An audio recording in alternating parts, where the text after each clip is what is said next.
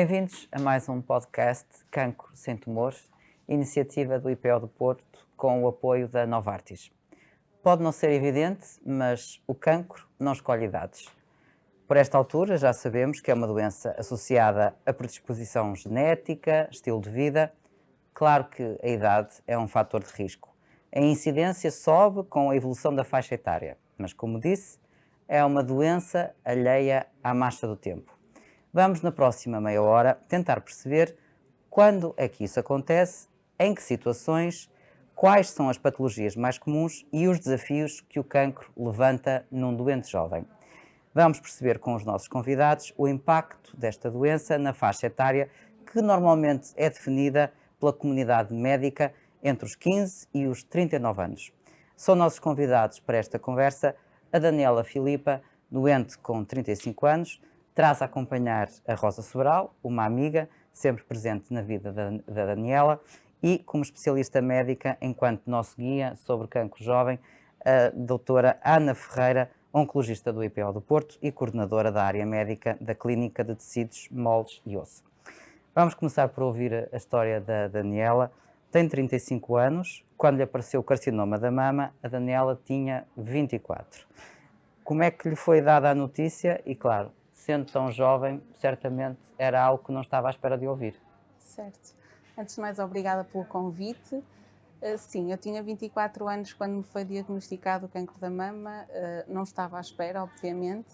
Isto foi numa... Pronto, eu detectei o caroço enquanto estava a tomar banho e depois de fazer uma ecografia e repetir 6 meses após, porque na altura não foi visto, ou seja, Não foi valorizado. Não foi valorizado, exatamente. E depois, no dia 1 de junho de 2011, no dia da criança, eu tinha então a consulta no Hospital de Gaia para saber o resultado. Na altura a minha mãe queria ir comigo, eu disse que não, não era necessário, porque achava mesmo, desvalorizei eu também e achava que não iria ser nada. Então quando cheguei à consulta, pronto, foi-me dada a notícia e aí sim desabei, não é? Comecei a chorar. Mas ao mesmo tempo pensei, agora é ir para a frente e perceber qual é o próximo passo. E assim foi. E qual foi o próximo passo, Daniela? O próximo passo foi de facto falar com a minha médica de família. Continuei a ser seguida no Hospital de Gaia, mas depois quando houve uma consulta do grupo, uma vez que havia o IPO e eu vivo em Gaia, achei por bem vir para o hospital, que eu acho que seria o melhor para mim. Então pronto, fiz essa mudança e vim para aqui, para o IPO. Foi a diferença de uma semana entre fechar o processo em Gaia e voltar e vir para aqui, para o IPO. Reagiu com alguma incredulidade quando percebeu que, sendo tão jovem, estava a ter um cancro da mama? Certo, na altura eu acho que uma pessoa é tão ingênua, apesar de saber e toda a gente falar sobre o cancro. Em 2011 eu penso, pelo menos é esta a ideia que eu tenho, que não se falava assim tanto do nome da palavra cancro, era mais doença prolongada, ainda hoje existe isso, mas já não tanto. E de facto uma pessoa pergunta porquê eu, não é? Porquê eu? Mas depois tentei sempre ver o lado positivo, tentei sempre perceber de que forma é que... Tentei pensar que isto era só e apenas uma fase. Esse foi o meu foco, era só e apenas uma fase. Mas não era. Tinha 24 anos, o que é que fazia na altura? Estudava, trabalhava? Trabalhava, sim. O trabalho foi sempre o meu refúgio. Nunca deixei de trabalhar. Foi a melhor coisa que eu fiz. De facto, quando fazia a quimioterapia, às quartas-feiras, depois quinta e sexta-feira, ficava de molho, como eu costumo dizer. E depois ao sábado já ia dar uma voltinha à praia, domingo também, e depois segunda voltava ao trabalho. Comunicou isso a quem? A quem é que partilhou a sua história e o que é que se estava a passar consigo?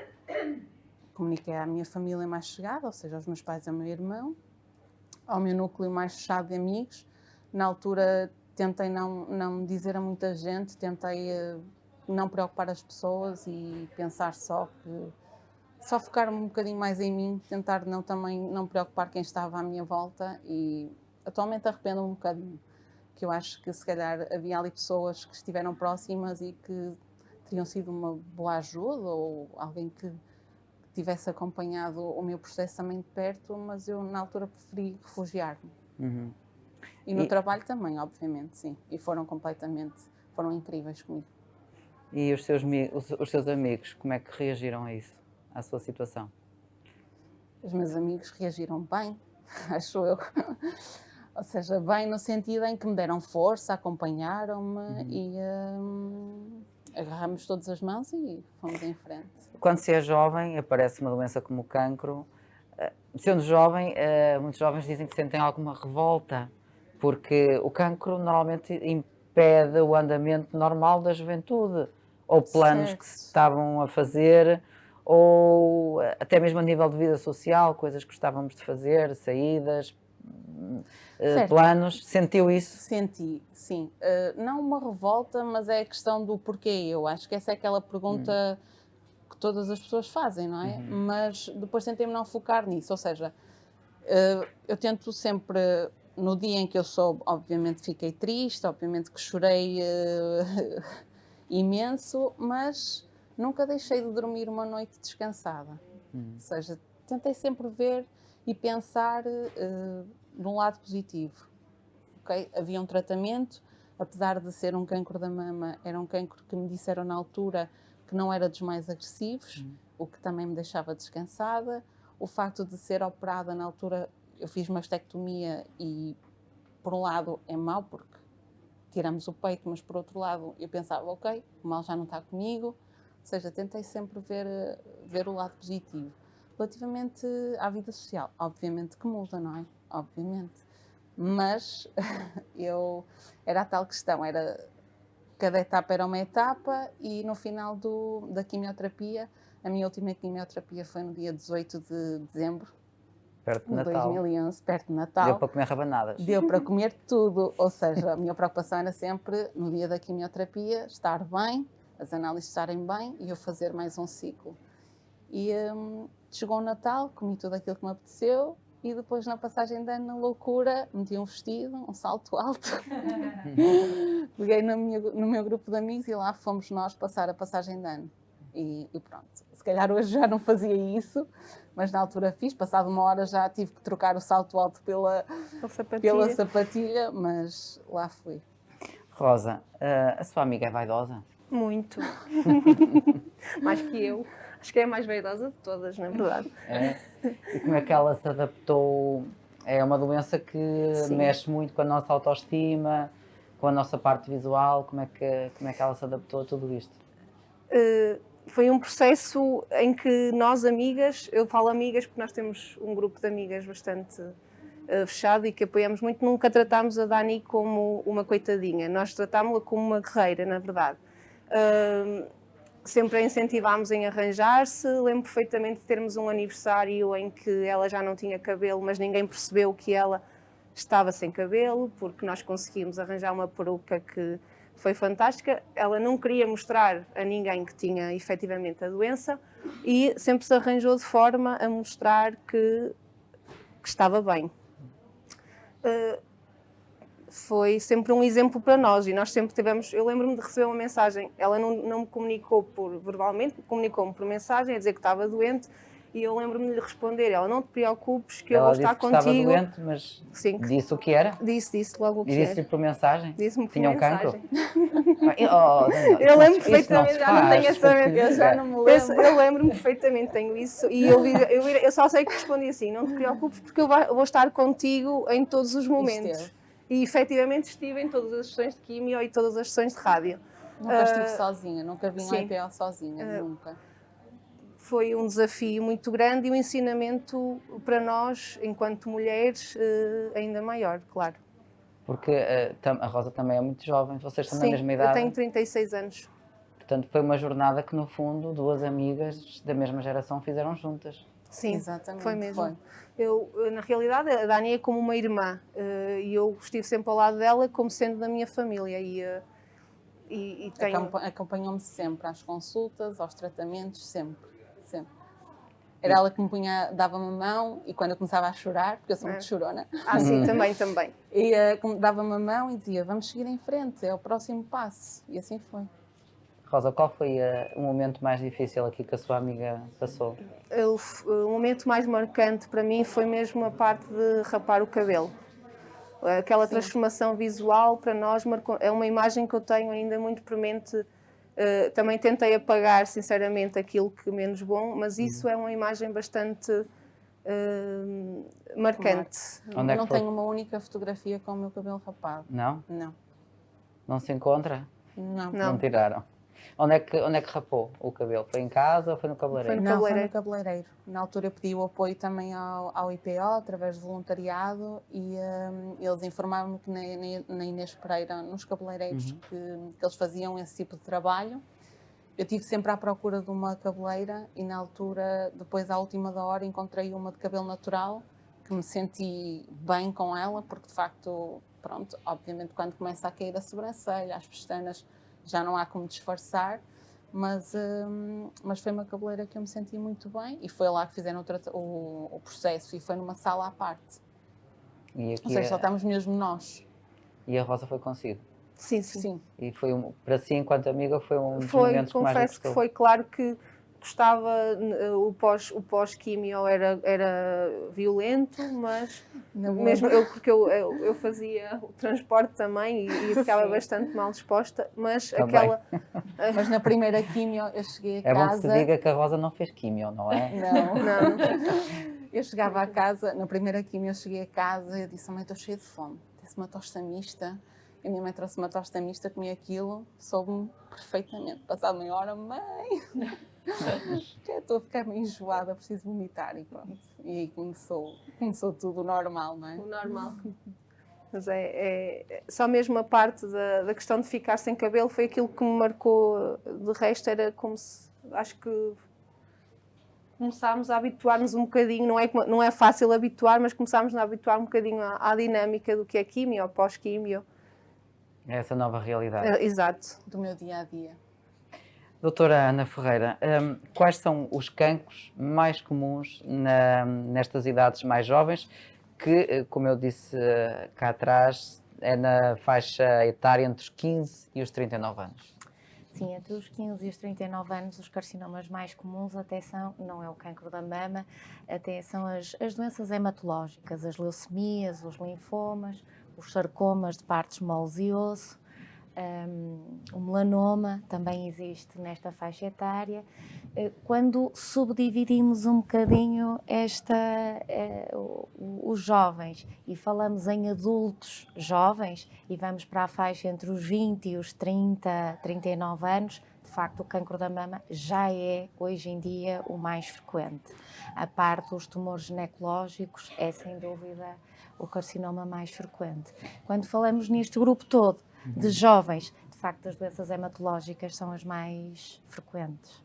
A Daniela começou por contar na história dela que no início as queixas foram um bocadinho desvalorizadas, ninguém estava à espera de encontrar um carcinoma da mama numa jovem. Normalmente são um bocadinho desvalorizadas as queixas dos jovens. Normalmente é mesmo assim. Quer como à semelhança do caso da Daniela, quer também numa altura que isto também acontece em gente jovem, que é no pós-gravidez. Alguns tumores de cancro da mama são diagnosticados no pós-gestação e isto também é um sintoma muito desvalorizado porque atribuem às alterações da mama na dependência da gestação e depois da amamentação e isso tudo. E pronto, é como dizia, não é suposto miúdos e miúdas e jovens terem tumores. Nós estamos muito habituados a, de facto, ser uma doença do envelhecimento e as queixas são muitas vezes desvalorizadas não só pelos próprios, como muitas vezes pelos pais e até pelos clínicos. Deve haver aqui um especial cuidado e atenção por parte dos saúdes primários quando há a repetição de queixas frequentes. Exatamente. Não só na área da oncologia, mas na medicina em geral, nós costumamos ter uma velha máxima. Alguém que vai à consulta ou à urgência 2 vezes pela mesma queixa, temos que investigar, porque alguma coisa se passa. E existe um tratamento dirigido para estas idades?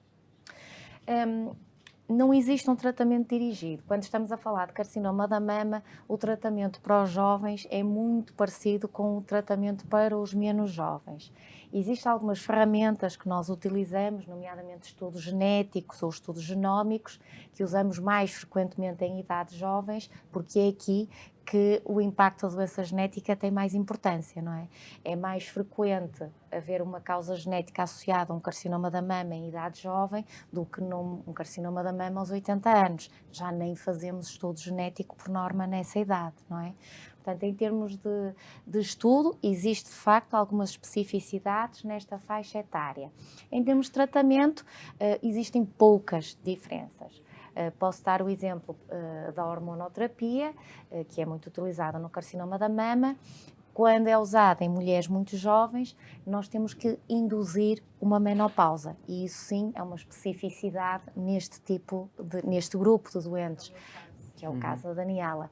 Quando o cancro da mama atinge mulheres na pós-menopausa, obviamente que já não fazemos esse tratamento específico. Portanto, existem assim algumas pequenas coisas que de facto são específicas deste tipo de doentes.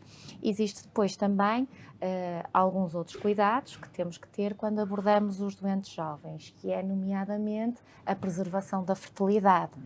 A maior parte destes doentes ainda não tem o seu planeamento familiar, sejam eles mulheres, sejam eles homens, e portanto há alguns cuidados a ter nesta parte da vida em particular. Portanto, nós temos que fazer todos os esforços possíveis para tentar fazer uma preservação da fertilidade. Nem todos os tratamentos condicionam alterações na fertilidade, mas uma grande parte deles sim. E, portanto, nós precisamos de tomar essas atitudes preventivas previamente ao início dos tratamentos. Portanto, há de facto aqui algumas especificidades que são muito próprias deste grupo de, não diria de doentes, mas de pessoas. E é dado esse acesso a essa informação e a opção de Sim. escolha a nível de preservação Sim. de fertilidade? Sim, é imperioso. Numa primeira consulta de oncologia, é imperioso falarmos desse tema, não só da preservação da fertilidade, como também da sexualidade, uma vez que durante os tratamentos não podem engravidar, ou seja, as mulheres não podem ficar grávidas e os homens não podem engravidar as suas parceiras, uma vez que pode haver um efeito gonadotóxico e também, neste caso nem é gonadotóxico, a nível de embriogênese pode haver alterações do feto na dependência do uso de determinados tratamentos.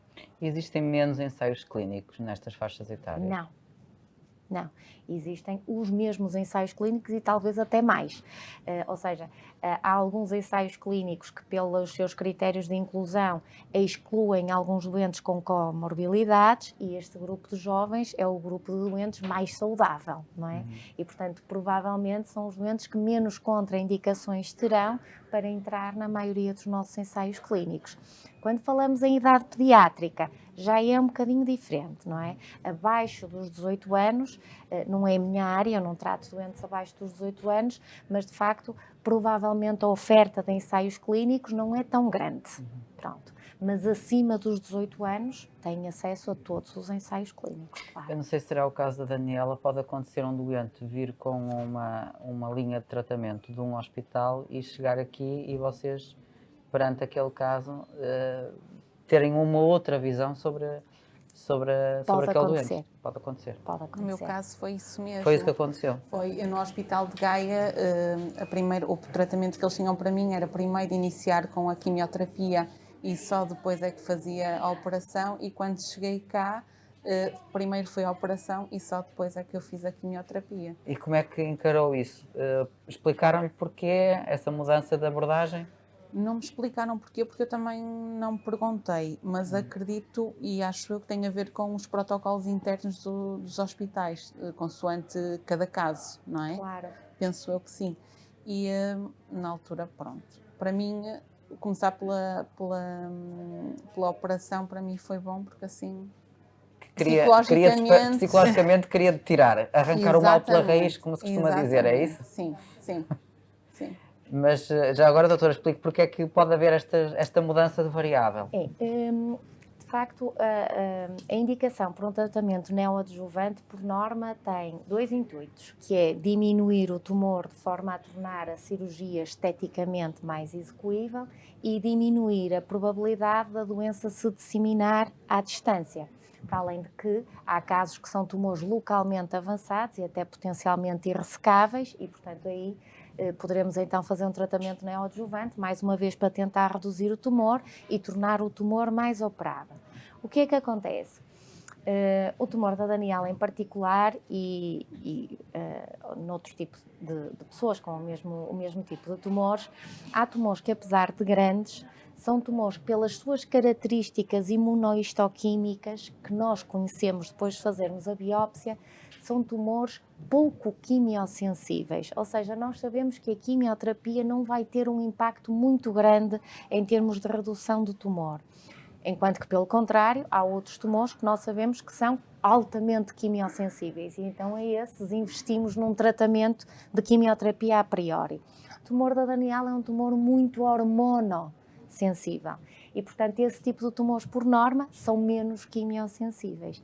E daí E como também achávamos que a Daniela nunca iria ficar bem tratada com uma cirurgia conservadora, fazer a mastectomia era perfeitamente imprescindível e, portanto, optamos por começar pela cirurgia. Já abordamos aqui que o cancro, quando aparece em doentes jovens, corta-lhes ali com planos de vida, ou de estudo, ou de casar, ou de trabalhar, e por isso há aqui uma juventude interrompida e alguma revolta. É uma dinâmica diferente que o médico encontra. Muito diferente. Muito diferente. Muito diferente. São consultas, por norma, muito mais demoradas. E ainda bem que assim é. E o importante é termos tempo e disponibilidade para respondermos às necessidades, especificidades de cada doente. Porque, de facto, é a altura em que as pessoas questionam uma série de coisas completamente diferentes. É uma fase de vida muito diferente. Primeiro, são mentes muito mais inquietas, portanto, têm muito mais dúvidas do que pessoas com uma calma própria da maturidade e isso faz com que as questões sejam muito maiores e questões que vão muito para além da medicina. E um médico também deve ser isso, não é?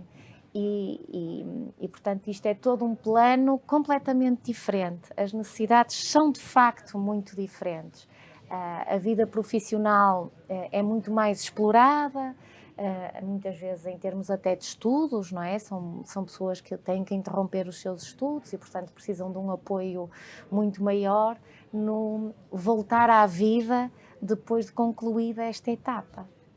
Devem encontrar também jovens com dificuldades em aceitação. Muita dificuldade, nomeadamente a dismorfia corporal, não é?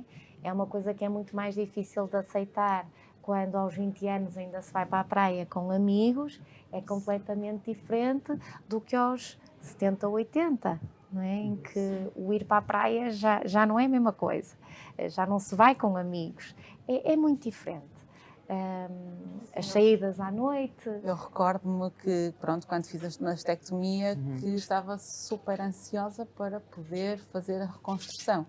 E na altura a doutora Matilde disse-me para esperar pelo menos 6 meses, não é? Porque a pele tinha sofrido umas alterações muito grandes com a radioterapia e, de facto, nesse verão custou-me, não é? Custou-me não poder ir à praia. Não foi à praia? Fui, mas não de biquíni, não é? Ou seja, também não podia apanhar muito sol nesse ano, não é? Não se pode apanhar muito sol, mas sim, esse verão custou-me um bocadinho. Rosa, lembra-se desse verão em que a sua amiga não foi à praia? E depois lembro-me das escolhas dos biquínis também terem uma complexidade muito grande, não era? Sim. Mesmo no pós-operação. No pós-operação. Lembro-me que ainda por cima da Ani é daquelas pessoas que gosta imenso de ir à praia e gosta de, quase diariamente vai à praia, nem que seja para caminhar ou isso. Essa parte também foi complicada, recordo-me perfeitamente. Sim. Aliás, quando a médica me diz o dia da operação, diz-me dia 18, e eu 18 de agosto, e ela, não, de julho. E eu, é daqui a uma semana. E ela, sim. E eu, mas eu ainda não tirei férias, eu posso ir tirar uns dias de férias antes de ser operada? E ela disse, pode. E então peguei noutra nossa amiga, que também é outra das minhas melhores amigas, e fomos uns dias até ao Alentejo e quando eu cheguei ao hospital, as enfermeiras até disseram, como é que pôde vir para aqui toda morena?